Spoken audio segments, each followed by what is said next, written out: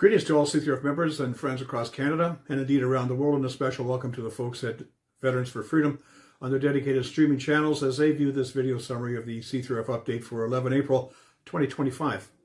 The title of this update is Cause and Effect, and it begins by noting how the last few updates have been heavily involved with the false narratives, behavioral modification, and psyops in use in Canada, all to keep rank-and-file citizens well and truly silenced, either through fear or memory manipulation. Unfortunately, such departures from the truth have ramifications that extend into the here and now of objective reality.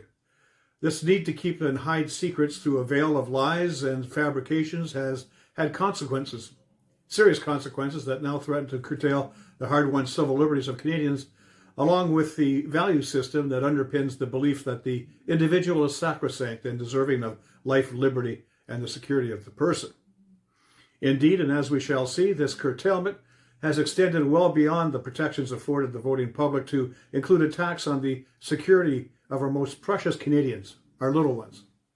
But first, we need to understand the part that cause and effect plays in preventing or enabling such calamities. Musings on the workings behind the concept of cause and effect have been both varied and consequential. In the centuries-old Islamic context, we see the rise of occasionalism, championed by the likes of 11th century Sunni Islamic scholar Al-Ghazali. Al-Ghazali's occasionalism posited that God was the omnipotent and sole source of being, and that it was his will that was the lone cause of all events. Man, for his part, was with his brain and heart provided occasions for this will to be exercised. On the other hand, there is the Aristotelian concept of second causes, which allowed for nature, including man, to have their own effect on unfolding events. This concept would embrace the idea of a living God whose human creations, made in his own image, had the capacity to act and make choices capable of impacting their lives and the world around them. Al-Ghazali's deterministic or fatalistic approach would go on to play a critical part in the development of Islamic doctrine. In a similar fashion, the Aristotelian concept of second causes would combine with a Judeo-Christian ethic to open the door to a world that recognized the individual as an agent of free will. This latter concept would manifest itself in a belief that man had the capacity to understand effects and trace them back to root causes that were, in turn, subject to amendment, if not mitigation. The Western scientific method would flow naturally from such a worldview and make use of formal cause and effect analysis capable of improving man's interface with objective reality incrementally, one problem at a time. Even more than this, a variation of this process in the form of a failure mode and effects analysis would allow possible causes to be sussed out and mitigated in the design phase of a project in advance of a potential failure.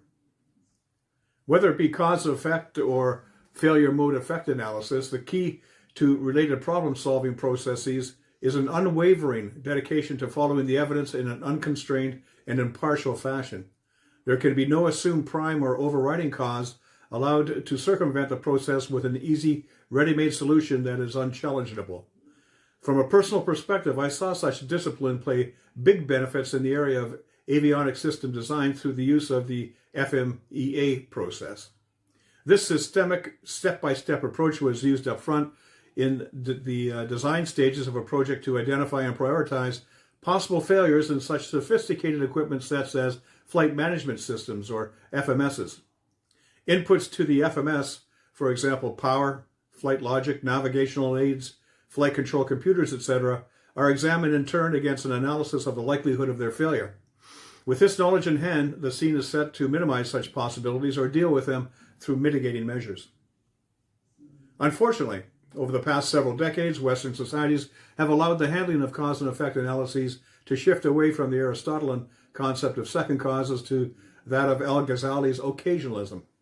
The evidence is clear and extends even to the hard sciences that were once characterized by a dogged attachment to the inductive investigative techniques of the scientific method. Take, for example, the rush to assure all and sundry that the science is settled when it comes to climate change and that wildfires can be attributed to this overriding cause without further debate or discussion. And so we have come to see climate change as a new omnipotent God that justifies the thwarting of any attempts to research other causalities. After all, such an expenditure of time, money, and effort would be an affront to the unchallengeable first and only cause. The fact that the cause of Canadian wildfires can only be attributed to climate change is problematic on several fronts. First of all, it distracts from the execution of a disciplined cause and effect analysis capable of drilling down to the root causes of each fire as an individual case rather than a convenient event category. Was arson a factor in some?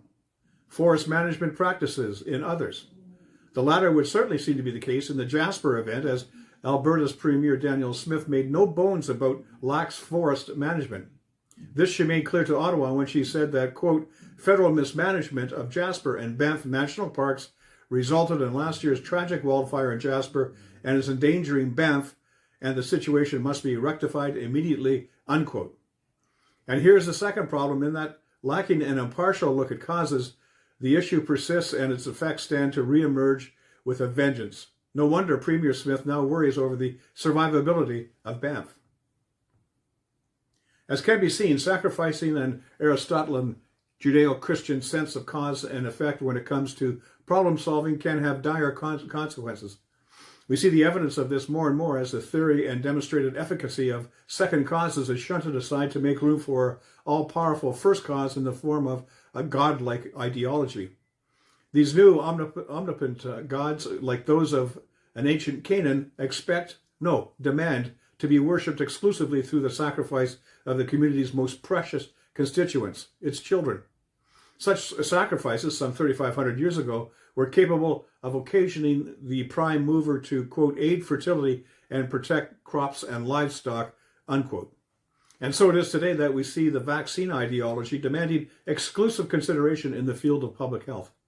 After all, it is a sole cause capable of addressing a rampant Wuhan virus, and consideration of other causes that are straight-out blasphemy.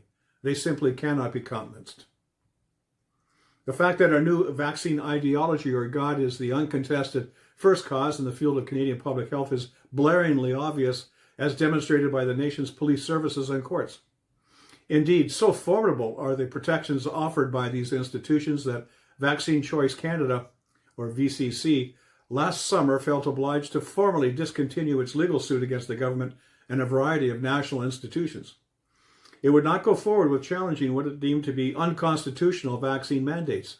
In VCC's own words, it found that the courts, quote, clearly demonstrated a deference not to facts, the scientific method, and scientific evidence, but rather to government authorities, regardless of an inability of such authorities to justify their measures and mandates, unquote. The final words of the VCC discontinuance should deeply concern those who cherish the rule of law, in that, quote, the failure of our law enforcement and Canadian judicial systems to properly respond to the harms caused by government measures and mandates, including permanent injury and death, and to the violation of fundamental rights and freedoms is deeply disturbing and reveals a significant betrayal that needs to be rectified if justice is to be served in Canada, unquote. Problem is, such deferences to a one and only primary cause can have severe consequences, not the least of which are those that impacted 9 infants in Ottawa and a 17-year-old boy by the name of Sean Hartman. In the former case, Ottawa detective Helen Gruss would be charged with discreditable conduct for exercising her discretionary investigative powers to research a possible link between Wuhan virus vaccines and a cluster of 9 infant deaths, 2 of which were in their mother's arms. Both the defense and the police disciplinary board chair would agree.